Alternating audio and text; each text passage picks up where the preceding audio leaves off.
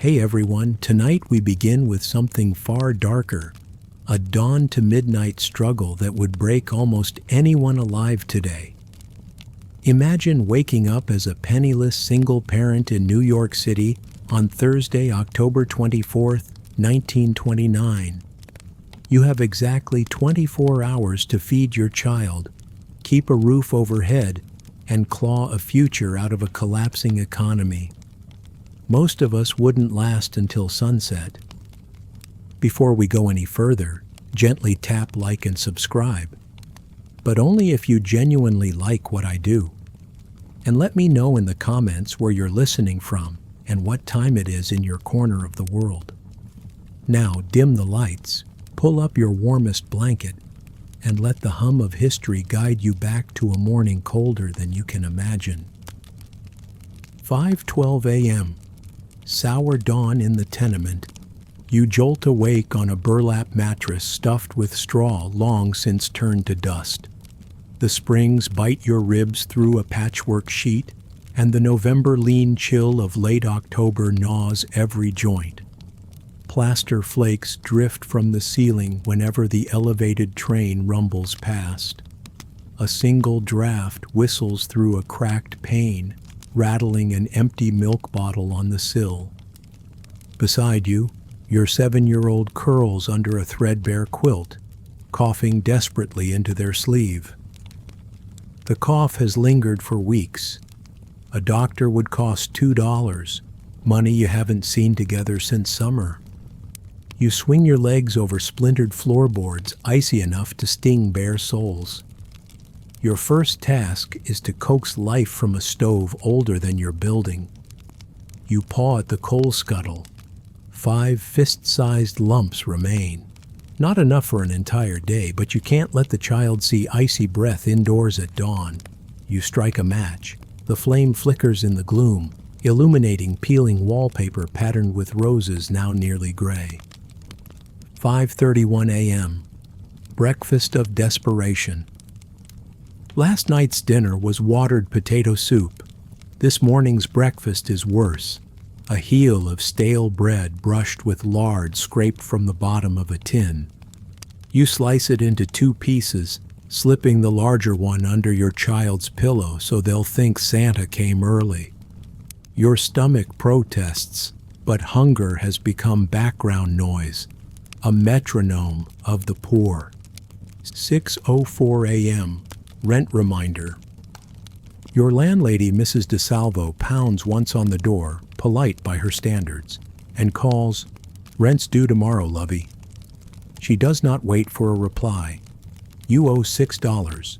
You have 3 in your coat pocket, 71 cents in a cracked teacup, and a pawn ticket for your late husband's wedding band. 6:20 a.m. Pawnbroker's ledger. You wrap your child in a wool scarf 2 sizes too small and step into the hallway that smells of boiled cabbage and kerosene. The stairwell is pitch dark. Electricity is coin-metered, and coins are scarce. Down on Mott Street, the pawnbroker's bell jingles as you enter.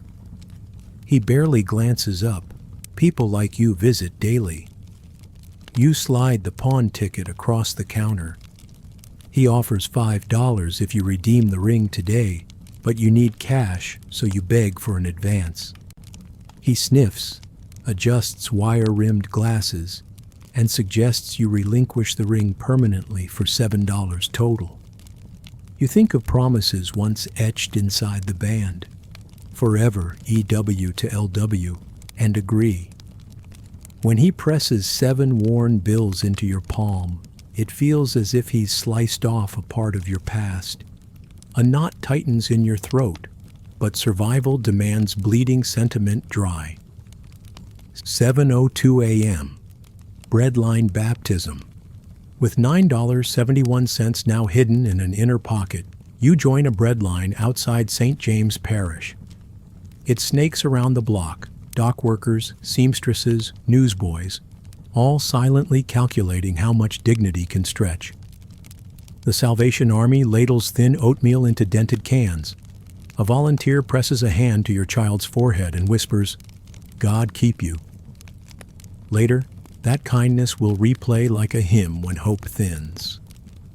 8:10 a.m. The walk to Wall Street. You hike southward, weaving through throngs spilling from the subway. Skyscrapers loom like stone giants, their upper floors glowing with moneyed confidence you've never touched. You pass shop windows, furs, gramophones, imported chocolate, all mirages behind plate glass. Your coat sleeve hides a tear. You push the child's satchel higher on your shoulder. Inside, 2 lunch pails, a cheap fountain pen, and an arithmetic book long missing its cover. 8:42 a.m. Ticker heavens, gutter earth. When Broad Street comes into view, you pause beneath the austere columns of the exchange.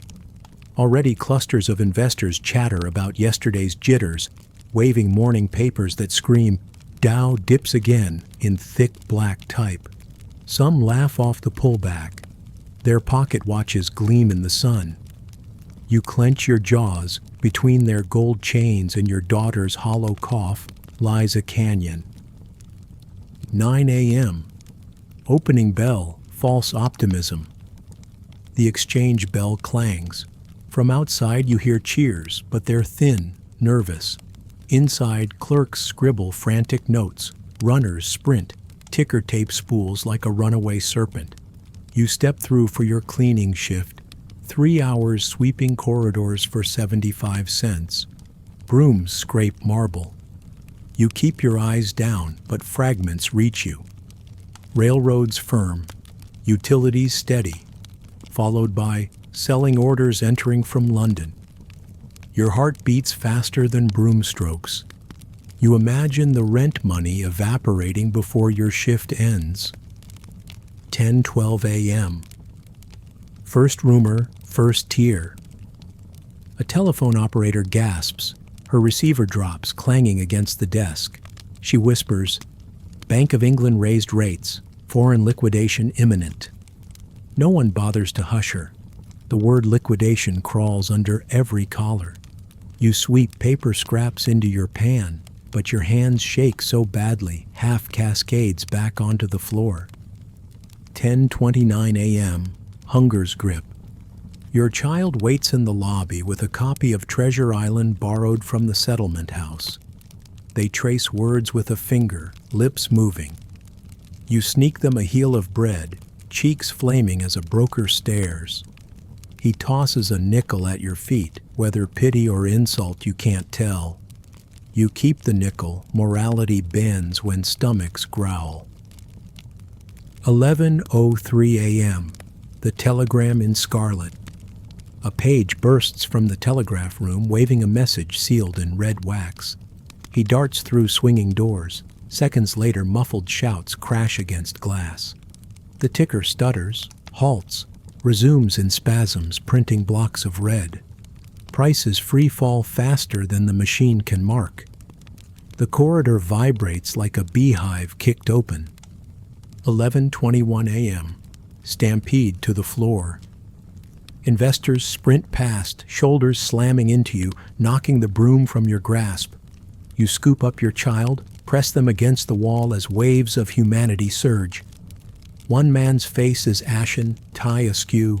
He mutters, "Ruined, ruined," as if the word is a map back to sanity. 12:02 p.m. Lunchless noon. Chaos forces clerks outside for air. You cling to the marble balustrade, breath ragged. Your child's stomach growls. Lunch pails remain unopened. You ration them for later. You count your pocket. $9.76. A nickel richer and infinitely poorer. 1:15 p.m. Pawn shop revisited in mind. You replay the morning sacrifice of the wedding band. $7 felt like salvation then. Now you wish you'd clutched the ring and prayed instead. But prayers don't fill bowls, and bowls are empty. The city clock tolls 1. Its iron bell reverberates through your ribs. 2:08 p.m. Credit evaporates. Word spreads, call money, overnight loans that oil every gear, has vanished. Without credit, traders can't hold positions. Without positions, prices plummet. You don't understand high finance, but you understand fear. It smells like sweat and old smoke, tastes like copper pennies you once sucked to stave off nausea. 2:47 p.m. Boiler room. The exchange's basement boiler room is your next cleaning station. Pipes rattle overhead like bones clacking. Two junior analysts hide here, whispering. One confesses he leveraged his mother's savings on margin. The other suggests a window ledge on the 14th floor.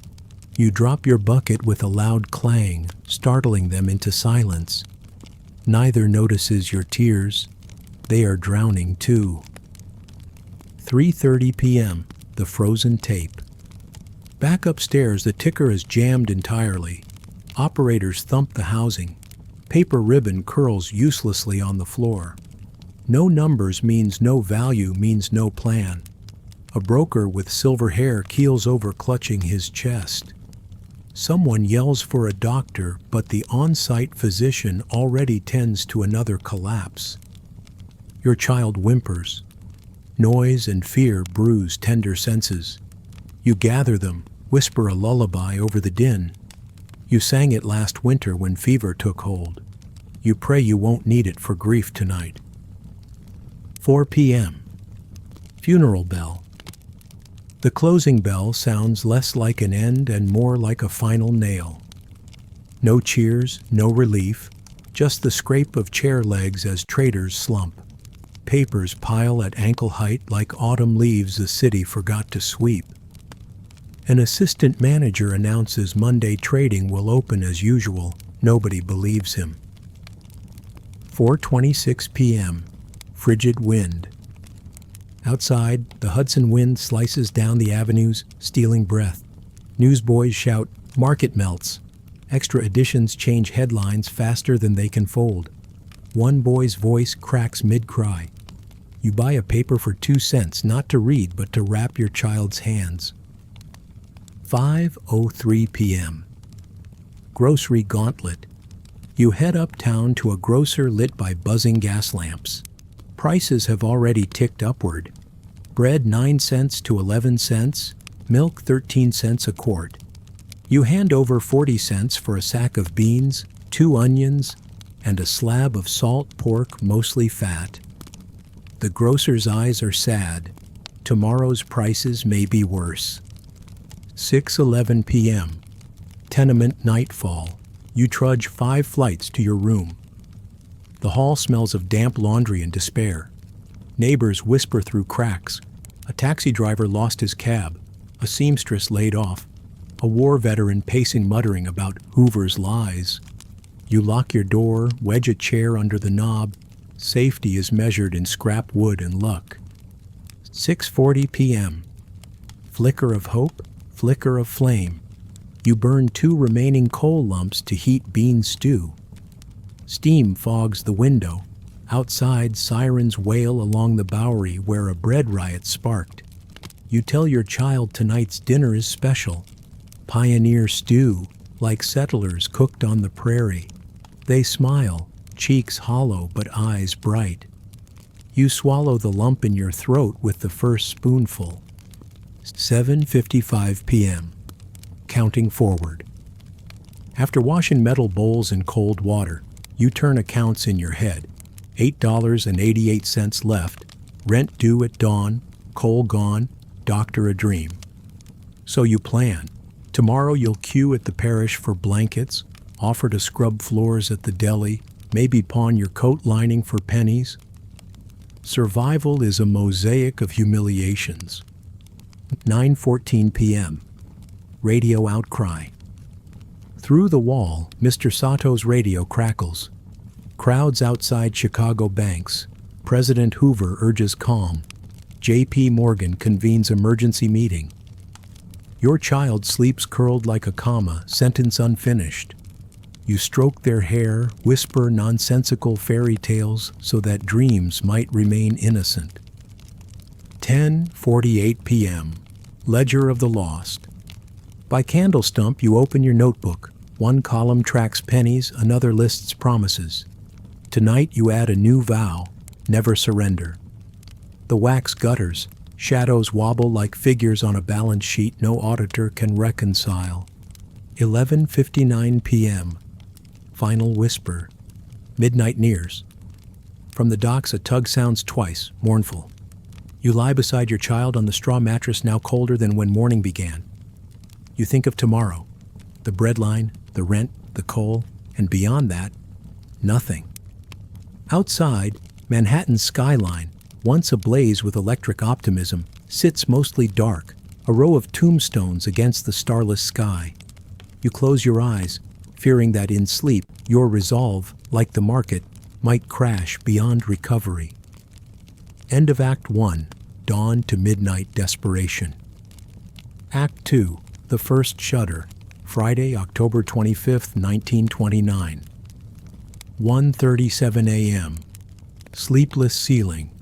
You're still awake. The stove's last ember died an hour ago, and the room's breath has turned to frost. Each creak of the tenement's beams feels like a warning shot from a world collapsing outside the window. Your child murmurs in their sleep, tiny coughs against the cold. 2:15 a.m. Coin arithmetic. By the glow of a match stub, you count coins again. $8.88. Rent in 22 hours. Doctor? Impossible. Coal? Maybe. You flip a penny on the mattress and whisper, heads, coal, tails, bread. It lands on edge in a wrinkle of burlap, mocking the very idea of choice. 4:59 a.m. Gray dawn returns. The first whistle of a milk wagon jars you from half-sleep. Outside, fog steams off the East River, ghosting the street lamps. You pull on yesterday's clothes, still damp from drizzle, and wrap your sleeping child in the threadbare quilt like a parcel marked fragile. 5:27 a.m. Coal or breath. You decide the penny chose coal. In the alley behind the bakery, Mr. Kowalski lets you sweep ash in exchange for a quarter bucket of clinkers, half-burned lumps still good for one more fire. Your child stands nearby, shivering, drawing shapes in soot with a stick. 6:18 a.m. Breakfast by candle stub. Back home, the stove finally coughs to life. You heat yesterday's beans with an onion rind, divide the steaming mash into 2 chipped bowls. The child smiles at the warmth, not the flavor. You pretend to eat, pushing your portion around until the child finishes. Hunger is quieter when you call it sacrifice. 7:10 a.m. Bank line like funeral procession. Broad Street is already a river of wool coats and worried eyes. Liberty National has capped withdrawals at $50. Rumors say Continental Trust hasn't opened at all. You join the queue, child's hand clasped in yours, fingers already numb from the sea mist wind. 8:02 a.m. Frozen window, frozen credit. A clerk appears behind the barred doors, posts a notice. Limit reduced to $20. Groans ripple down the line. A stocky man mutters about payroll he can't meet. A young maid quietly weeps into her shawl. The envelope she hoped to send home will now be nearly empty. 8:47 a.m. Impossible decision. Your turn arrives. You have $3 on account. The teller tells you you may withdraw $2. You do the math. Rent minus 2 equals eviction. Yet coins in hand equal bread. You choose bread. A slip of paper records your new balance, 63 cents. 9:13 a.m. Return to the pit. At the exchange, you report for cleaning, broom already splintering from yesterday's panic. The opening bell sounds less like ceremony now, more like a shot clock on desperation. You note new cracks in the marble where a desk toppled. Someone tried to scrub away red ink stains, but only smeared them into pink ghosts. 9:27 a.m. Numbers in free fall. The ticker spits -18, -37, -52. Clerks write, erase, rewrite until chalkboards look like blizzard glass. A runner collides with you, scattering order slips across the floor. One floats to your feet. Sell 10,000 US steel at market. 10,000 of anything feels like another galaxy. 10:05 a.m. Child's question. Your child tugs your sleeve. Why does everyone look scared? You kneel, search for a soothing lie, but honesty slips out. Because they don't know what tomorrow costs. The child nods as if this explains thunder or toothaches. 10:22 a.m. Delayed tape, accelerated panic. The tape halts, the room gasps, the tape lurches, printing only dashes, no prices. Value itself has vanished for a heartbeat. People shout into dead telephones like sailors cursing a silent sea. 11:06 a.m. Managers close door huddle.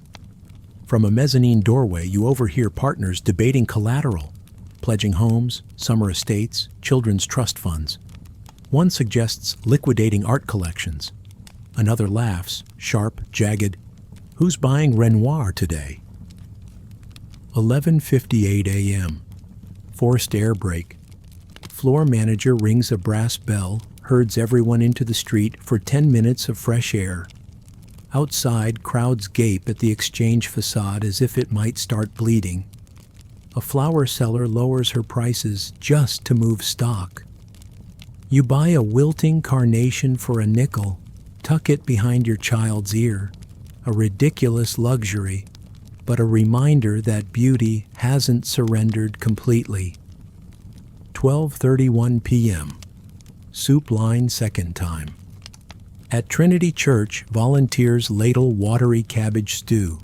You trade the flower seller's paper cone for an extra scoop, petals for calories. The child slurps greedily. You sip. Steam clouds your vision. For 3 breaths, you imagine its rich beef broth. 1:14 p.m. Chicago shakes. Telegram arrives. Board of Trade suspends wheat futures. Someone shouts, "Bread will double." A broker curses wheat, curses miles of farmland he's never seen. You picture your morning oatmeal line stretching twice as long. 2:03 p.m. Pawn ticket epiphany. You realize the pawn shop still holds your husband's pocket watch. If markets crash harder, the shop could bolt its doors and everything inside will vanish. A surge of panic. Sentimental value drowned yesterday, but $7 more might mean survival next week. You vow to try reclaiming it, if money exists by Monday. 2:55 p.m. Ticker resumes, morale does not. Tape sputters, then prints -107-121. Each number lands like a body on pavement. A junior analyst dry retches into a bin, eyes watering from more than bile. 3:16 p.m. Child dozes in chaos. You settle the child against a wall, coat bundled as pillow. They fall asleep mid-whimper, exhaustion trumping fear. You sweep a semicircle of paper away so no one trips over their small form. 3:48 p.m. Last hour spiral. Managers beg banks for call money. Banks refuse. Prices nosedive further. One broker hurls his adding machine through a glass pane. Shards twinkle like angry snow. 4 p.m. Bell of numbness. Closing bell reverberates through skulls already ringing. No applause, just shuffle, sigh, collapse. An older trader mutters, "Monday will kill us." No one disagrees. 4:42 p.m. Bread rations rise. Grocery windows now show chalk-scribbled surcharges. Bread 13 cents, milk 17 cents. You buy none. You need rent tomorrow more than food tonight. The child will drink water thickened with a spoon of sugar if you can borrow it. 5:18 p.m. Landladies look. Mrs. DeSalvo waits in the hall, arms folded. Tomorrow. That's the whole sentence. You nod and close the door before the child hears trembling in your voice. 6:07 p.m. Soup of shadows. You boil water, scrape the bean pot, add a pinch of coal dust for color, joking to yourself it's miner's stew. The child laughs, weak but real. You pretend the laugh fills your stomach. 7:46 p.m. Window of distant lights. Across the river, electricity still glitters in upper-class apartments. You watch from the fire escape, breath frosting in front of you. Somewhere in those towers, silk-clad diners fret over portfolios, yet still feast on roast beef. Distance is measured in dollars, not miles. 9:09 p.m. Radio prayer. A neighbor gathers everyone on the landing. He's tuned in a preacher promising faith over fear. You close your eyes, half listening, half planning. Parish blankets at dawn, pawn shop run, maybe a day's work at the laundry if Mrs. Chang's cough hasn't returned. 10:32 p.m. Final tally, final coal. You note the numbers, $8.88 unchanged. One lump of coal left. One day before rent. One child depending on hope that costs more than money. 11:56 p.m. Whisper to tomorrow. You curl around the child on the straw mattress, pull the quilt up to both chins. Outside, rain begins, soft, persistent, like pennies dropping onto a tin roof. You whisper the penny's edge decision again. Heads, coal, tails, bread. This time you don't see how it lands.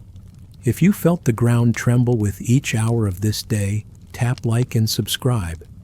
Your quiet support keeps these haunted whispers of finance alive. Act 3 arrives next, and the plunge runs deeper still. End of Act 2, the first shudder. Act 3, the plunge. Saturday 26th, Monday 28th October 1929. Saturday, the day the net disappeared. The sun is a sullen blur behind gunmetal clouds when you reach Wall Street. Liberty National's iron shutter has been lowered in the night. It bears a single verdict, closed, scrawled in red grease pencil. A hush bigger than the street itself settles over the crowd. People stroke the metal grill like mourners touching a coffin lid, begging it to open by sheer devotion. A banker you once watched stride into the exchange with patent leather confidence is now on his knees, pressing his forehead against the bars, whispering, "My children, please." His top hat lies in the gutter. Beside him, a woman in a frayed mink coat rocks her passbook like a colicky infant. Her lips move silently, reciting numbers that have already slipped into myth. You retreat from the crush and win toward Baxter Street. Your father's pocket watch, last heirloom of a life before debts, waits in a pawn shop window. You hope $7 might pry it free, but the storefront is already dark, shutters bolted. A cardboard scrap dangles from one nail. Back Monday, God willing.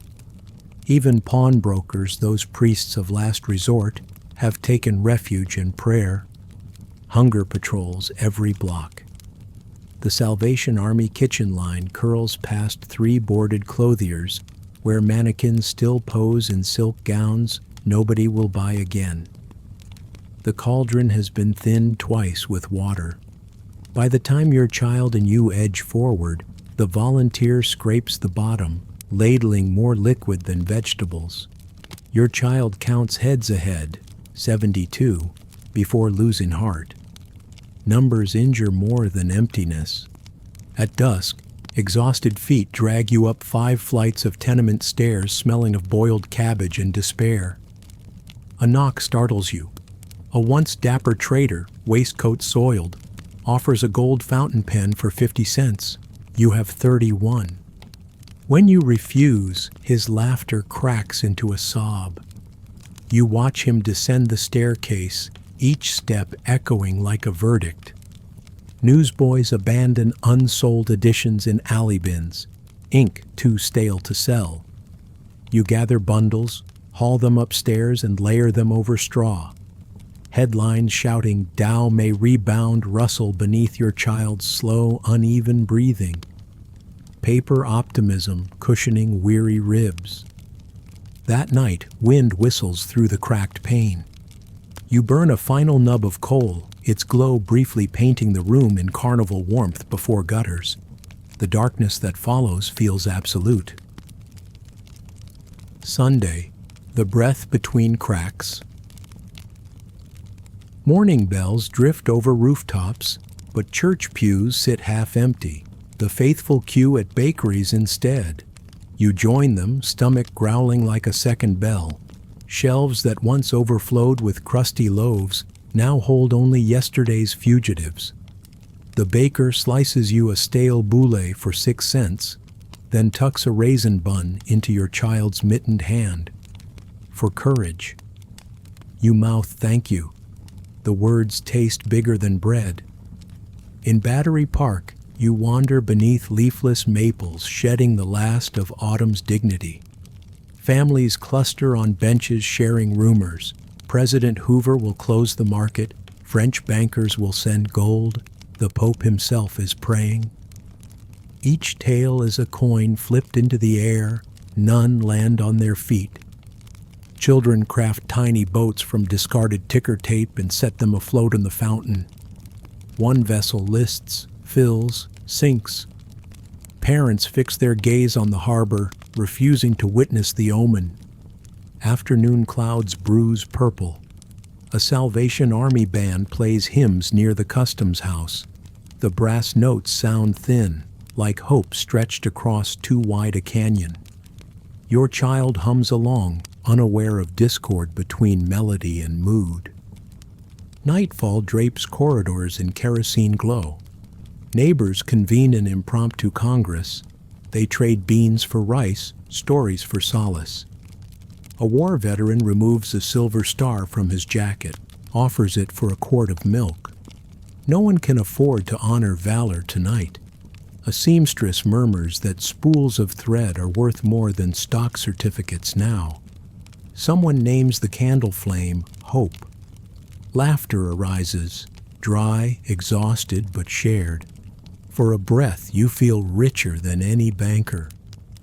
Before bed, you scrape the soup pot, onion skins, carrot tops, bone shards, stretching it with river water carried up in tin pails. The broth tastes of iron and resolve. You and your child slurp in silence, each swallow a promise to wake again. Monday, Black Monday's long descent. Long before dawn, you slide 8 wrinkled bills under Mrs. DeSalvo's door. She returns 56 cents change and mutters, "See you next week, if there is one." The roof holds, but coal and food drift into the column marked maybe. Fog wraps lower Manhattan in shroud gray. Wall Street's gas lamps glow orange halos through the mist like candles in a crypt. Inside the exchange, the opening bell detonates.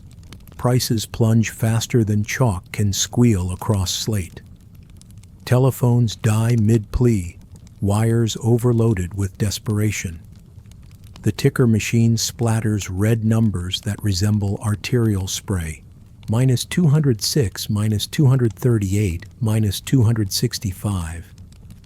Somebody whispers a cotton speculator has jumped from an uptown hotel. Whether myth or truth, eyes tilt toward every window. Air thins, starved of oxygen, mercy, or any promise of tomorrow.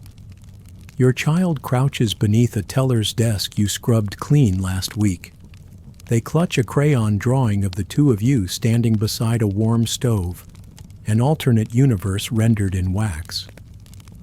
"Is it over yet?" they ask. You smooth their hair, answer, "Very soon." Lies rankle less when spoken soft. Across the floor, a broker swings his gold watch at the ticker machine. Glass stars explode across marble. Tape catches fire. Clerks beat at the flames with ledgers listing fortunes already reduced to cinders. Smoke alarms shriek, but panic is louder. A lone voice starts a hymn. Abide with me. Trembling, raw. Another joins, then scores more, weaving a fragile net of sound above the chaos. The hymn falters when the closing bell slams shut, metal on metal like a prison door. Outside, rain needles the pavement, drumming on bowler hats, soaking newsprint until headlines bleed. Newsboys cry, "Bank run spread." You carry the headline in your bones and save your coin for bread. At the grocer, shelves are 3/4 empty. You trade your last 6 cents for a tin of condensed milk. The grocer, eyes rimmed red, slips 2 bruised apples into your bag. Rebellion disguised as mercy. You accept, the gift heavy as gold. Back in the tenement, the corridor transforms into parliament. Families pledge soup rotations, coal pooling, night watch shifts against looters. Community becomes the lone currency still backed by faith. You inventory the day's residue, 44 cents, 2 apples, 1 tin of milk, half a candle stub, a child's drawing of warmth, and a heartbeat that refuses surrender. You decide it will suffice to meet Tuesday, whatever shape Tuesday takes. As you extinguish the lamp, rain mutters against the glass like an accountant tallying unpayable debts. Yet somewhere beyond the storm, you swear you hear the faintest promise of dawn. End of Act 3, The Plunge. Act 4, Black Tuesday. Tuesday, 29th October, 1929. Before the bell, a city holds its breath. You wake to an eerie stillness, the kind that settles over graveyards and empty theaters. Fog clings to the window panes like a hand unwilling to let go, and the air inside the room is cold enough to bruise. The coal scuttle is bare.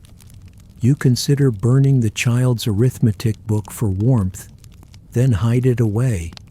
You will not surrender learning, however irrelevant numbers seem today. Down the stairwell, the tenor of the building has changed. Doors that once creaked open in greeting now remain bolted.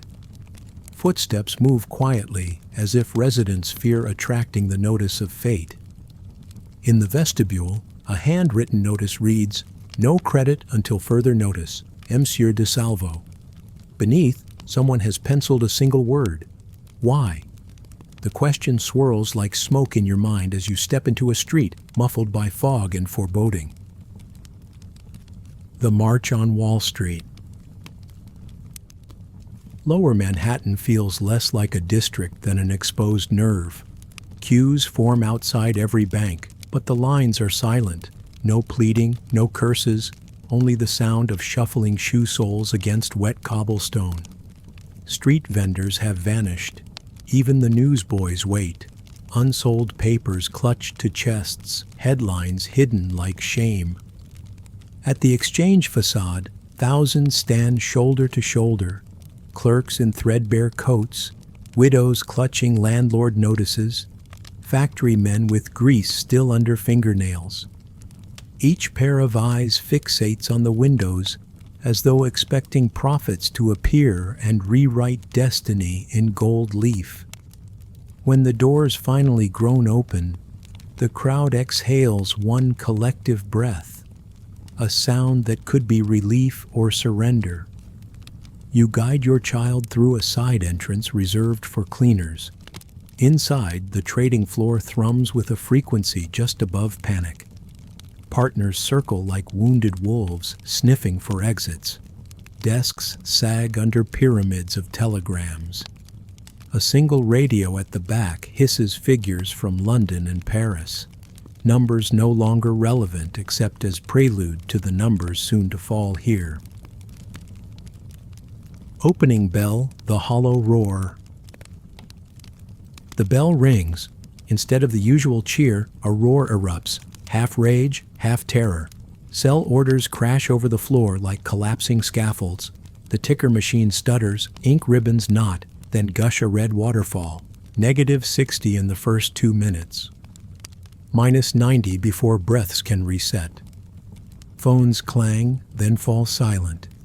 Every potential buyer is now a seller. A runner trips, scattering order slips that flutter to the marble in a parody of confetti. You scoop paper from beneath your child's boots and glimpse names: General Electric, Woolworth, American Can, giants reduced to paper snow. Near the mezzanine rail, a rail-thin analyst presses a finger to the carotid in his own neck, as if checking that blood still flows when money ceases to. He whispers, "If the banks don't step in by noon, the floor is finished." You do not understand the mechanics, but you recognize a sentence pronounced over the dying. Freefall, noon without light. By midday, the lights above the pit seem dimmer, though no bulbs have failed. Maybe the wattage of hope has dropped. Prices tumble by the minute now, not the hour. A circle of brokers forms around the telephone kiosk, begging distant banks for call money. One receiver dangles, its cord swinging like a noose. You usher the child into a doorway to protect them from stampeding feet. They watch wide-eyed as a man tears his cufflinks from his sleeves, offering them to anyone with cash. There are no takers. Another folds his jacket carefully, places it on a chair, and walks toward the windows with frightening calm. 2 guards intercept him. The scuffle barely interrupts the screaming of numbers overhead. Somewhere in the chaos, a clerk shouts that the Dow has dropped more than 100 points, a figure so abstract and enormous that even the professionals freeze, unable to process catastrophe at that altitude. Silence blooms for 3 full seconds before the storm resumes, louder for having paused. The child's question. Amid the clamor, a small hand slips into yours. "Are we poor now?" the child asks, voice trembling. You kneel, meeting eyes glossy with reflection of ticker lights. "We were never rich," you say, "but we're together." The answer is thin, fragile, yet it is the only currency you still control. Afternoon collapse, ruin at speed. By 3 o'clock, the exchange resembles a battlefield field hospital. Men slump against pillars, faces chalk white. Others pace in tight circles, muttering ticker symbols like fever prayers. Someone claims the president will speak. Someone else retorts that words cannot raise the dead. A partner from a major firm climbs onto a desk, waving a sheet announcing an emergency pool to buy blue chips. The pledge is half the size of Thursday's rescue fund. Nobody believes it will stem the bleed. Orders flood to sell Industrial Trust, Radio Corp, United States Steel. Each sale chisels another foot from the cliff. The ticker finally jams, tape snarled, gears grinding. Without prices, the floor descends into a new layer of hell. Trades shouted blindly, contracts written on scraps of blotter paper, value guessed by rumor and fear. A bookkeeper faints. 2 others drag him aside and continue scribbling figures over his prone body. Closing bell, a sound like nothing. The final bell strikes at 4, but its echo is devoured by the hush that follows. No one cheers, no one curses. Clerks simply drop their pencils as though wrists have lost the will to lift them. In the quiet, you can hear individual breaths, ragged, disbelieving. On the floorboards lie fortunes reduced to pulp, stock certificates trampled beyond legibility, dockets torn in half, fountain pens snapped underfoot. You realize with a start that payrolls and pensions across the nation are disintegrating right here beneath your shoes. Exodus through ashen streets. Outside, twilight bleeds orange into the fog. Drizzle begins, a soft, insistent tapping that reminds you of coins dropping into an empty tin. Newsboys brandish fresh broadsheets. Wall Street in ruins. 16,410,030 shares traded. The headline feels impossible to hold in the mind. So large, so final. You have no coins for a paper. Instead, you memorize the cries, letting them etch themselves onto memory where ink cannot fade. On Broadway, businessmen clutch briefcases as though still filled with worth. Some stare up at the Woolworth Tower, its lights blinking on against the gloom, defiantly ordinary amid collapse. Near Trinity Church, a group of secretaries weep together, arms linked like a chain against despair. Nightfall in the tenement, counting what survived. By the time you reach home, shoes squelch water, coat drips onto the stairwell wood. The corridor smells of damp wool and stale panic. Lamps burn low. Paraffin prices have doubled since morning. Inside your room, you spread the day's harvest on the table. The arithmetic book, a heel of bread traded for half the raisin bun, 2 apples bruised but edible, 44 cents, and the pocket watch you did not redeem. Time, it seems, belongs to no one tonight. You and the child huddle under quilts layered with Evening Post headlines. Distant sirens echo across the river, engines racing toward fires set by despair or by candles tipped in trembling hands.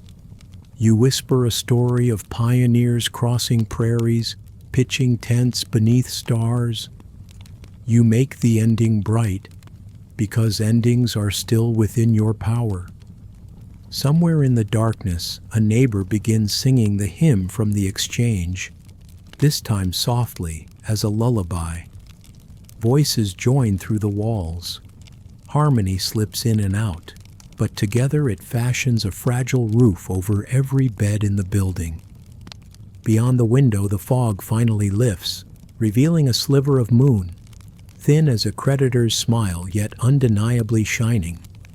You choose to see it as promise. Tomorrow will demand everything you have left, but for one night, breath synchronizes with your child's, and that is enough to keep the cold from winning. End of Act 4. Act 5. Embers in the Ashes.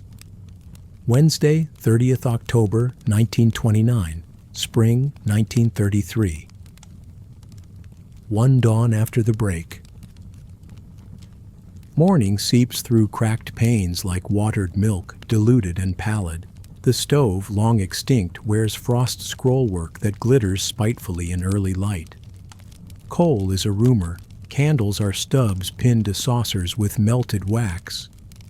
Yet the child still sleeps, breath silvering the air, clutching an arithmetic book as though sums alone can anchor the tilting world. A gentle tap at the door. Mrs. DeSalvo. Her wrists look thinner than string beans, her eyes polished marbles of fatigue. She presses a note into your hand. Rent suspended until New Year. We survive together. Ink feathers where her tears have fallen. Charity elevated to covenant. 2nd November, new currency, kindness. Lines ornament every curb. For bread, for soup, for a smile from strangers who might share the weight. On Prince Street, the barley broth is clear enough to reflect clouds. It tastes of salt and resignation. Beside you in line, a carpenter swaps a box of pencils for extra ladles. A teacher offers grammar lessons for mittens without thumbs. Wealth hasn't vanished. It has migrated into favors and time. Evenings, the hallway morphs into a night market. Mrs. Chang hems coats in return for dried beans. Mr. Sato tunes radios if you spare him onion skins for stew. You trade half a tin of condensed milk for a hand-knitted scarf that smells faintly of lilac sachet. Reminder that luxury once bloomed in ordinary drawers. 3rd December, Hunger's Carol. Snow incarcerates the city beneath crystal bars. You land a late shift scrubbing the newsroom at the Evening Post. 10 cents a night buys 2 bread ends and the privilege of carting home discarded galleys. Paper walls against icy drafts. Christmas Eve, the tenant committee erects a tree fashioned from broom handles lashed with wire, draped in ticker-tape garlands and candle stubs. A Latvian violinist resurrects Silent Night. Children ring tin spoons against dented pans. Hunger hums softer beneath warm harmony, and for one holy minute you forget the arithmetic of lack. 4th January 1930, Paper Fortitude. Relief trains from the plains unload wheat, but futures collapse again before flour reaches ovens. You scrub Rockefeller Center construction shirts. Monuments still climb even as ledgers sink. At night, the child brandishes a leaflet. Free night classes, bookkeeping, typing, Spanish. You enroll together, copying ledgers by lamplight. Education becomes rebellion, an asset no margin call can seize.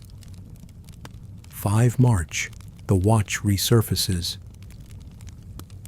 February thaw loosens Baxter Street shutters.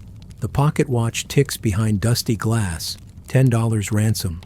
Neighbors pass a tin mug, buttons, Liberty nickels, ration tokens, 1 silver quarter from Mrs. DeSalvo's wedding band. Dawn finds you before the counter.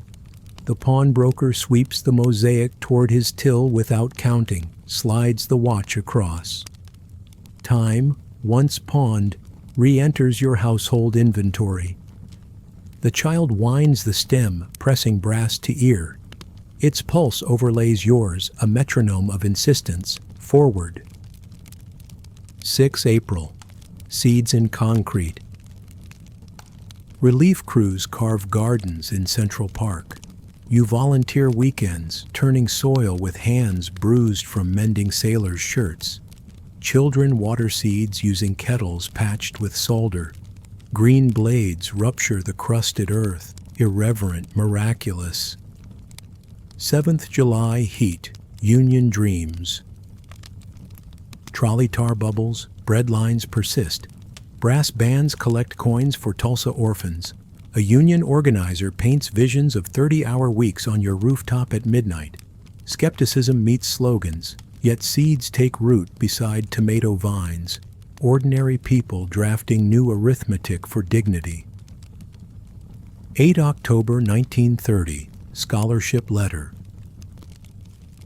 Crisp air carries a miracle. The child sprints upstairs waving an envelope. Tuition-free business high school. 2 years coursework, books provided. Pocket watch ticks approval. You celebrate with apple cores stewed in pilfered cinnamon. Neighbors toast with thimbles of bootleg wine saved for victories. 9 Winter, 1930-31, Candle Constellations. Snow returns, but lantern jars already hang along fire escapes, constellations forged from glass and hope. Meteor showers scratch silver hieroglyphs across the sky. Children decree each streak a promise delivered. You and the child audit finances. Black ink bleeds positive for the first time. 1 cent above zero. Fragile but undeniable. 10 Spring thaw, 1931. First employment. The settlement library launches a placement bureau. The child, now deft with ledgers, lands a junior clerk role at $12 a week. Corridor erupts into celebration. Accordion choruses, cornet serenades. Someone fries onions in bacon fat forgotten since last Easter. You trace the pocket watch engravings, proof that time reinvested can yield dividends of dignity. 11 Summer 1931, Harlem Evenings. With a shared nickel each Friday, you board the 3rd Avenue L, riding north to Harlem. Jazz pours from doorways like molten brass. Duke's rumba vibrates the sidewalks. Dancers fling trouble to the curb. For the cost of one seltzer, you absorb enough rhythm to buoy a week. Returning after midnight, you hum horn lines in the stairwell. Echo therapy for weary neighbors. 12. Autumn 1931. Pen Pals of Perseverance. A settlement house initiative matches impoverished families with rural pen pals. Letters arrive from Iowa mothers trading pie recipes for bread-stretch tips. You learn to craft Hoover stew from macaroni, tomatoes, and whatever stands still.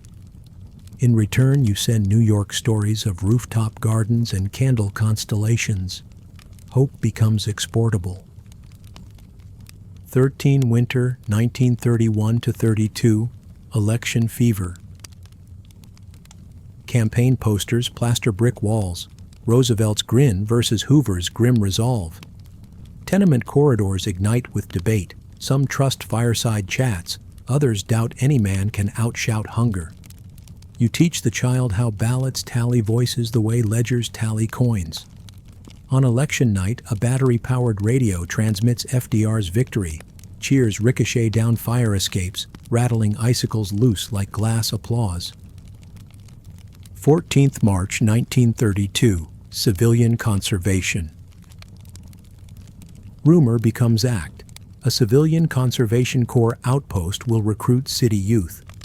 The child contemplates months of forest labor for $30 a month, 25 sent home. You weigh loneliness against lifelines. The watch ticks, impartial. In April they leave by train, waving through soot-streaked windows. Pocket watch stays with you, its pulse proof of return. 15 Summer 1932, Roosevelt's 100 Days. Relief accelerates. Emergency Banking Act, federal bread subsidies, public works pay envelopes. You land a WPA clerical post, transcribing immigrant histories for the Library of Congress. $15 every Saturday, wrapped in treasury paper, crisp as new dawn. Lantern jars are replaced by electric bulbs, subsidized under rural electrification trials extended to urban blocks. Light switches click like sorcery. Children chase their own shadows squealing. 16. Autumn 1932. Reunion on the platform. Leaves crisp underfoot when the 300 train screeches back into Grand Central. The child steps onto the platform taller, sun-browned, pockets jangling with savings.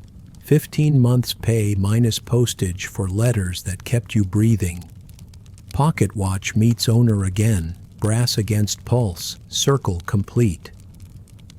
17. Winter 1932-33. New arithmetic. Together you draft a household budget on newsprint. Income from clerical work, 300 savings, garden surplus sold at the Avenue Market. Columns align. For the first time, two figures bear parentheses labeled savings and future study. You fold the sheet, slide it beneath the arithmetic book, graduate to an accounting ledger of your own making. 18 Spring 1933. Blossoms and blue sky credit. Cherry petals swirl in Central Park. Banks reopen under Roosevelt's guarantee. Lines form not to withdraw but to deposit. You and the child stand inside Liberty National's marble lobby, once barricaded by iron shutters. A teller greets you by name, accepts $5 for a joint savings account. The passbook's first entry gleams in blue ink. March 29, 1933. $5. Outside, street vendors return. Newspapers headline, Hope rallies on Wall Street. You tuck the passbook into the arithmetic book, the new and the old bound together. Outro. Lanterns for tomorrow. If this long passage from panic to perseverance guided you gently toward rest, please tap like or subscribe. Your quiet support keeps these lanterns lit so we can wander more forgotten nights together. Now breathe slowly. Beyond your window, the markets still rise and fall like restless tides. But in a narrow alley of 1933 New York, a battered pocket watch ticks steady. Electric bulbs glow where candles once sputtered, and a ledger inked in blue records the first modest surplus. Let those embers of resilience glow at the edge of your dreams.